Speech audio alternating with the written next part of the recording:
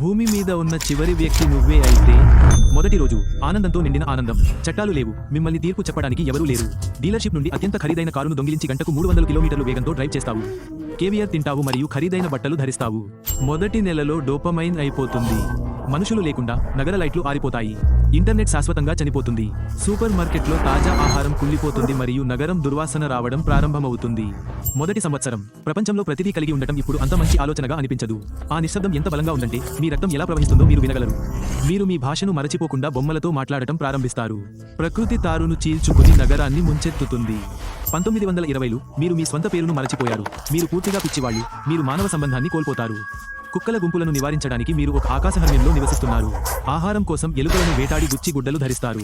1950లు మీరు ఒక భ్రాంతి చెందిన వృద్ధుడు మరొక మనిషిని కనుగొనాలనే మీ ఆశ అదృశ్యమవుతుంది. మీరు చాలా విరిగిపోయి ఒంటరిగా ఉన్నారని భావిస్తారు. మీరు బాధను అంతం చేయాలని నిర్ణయించుకుంటారు. మీరు శూన్యంలోకి దూకుతారు.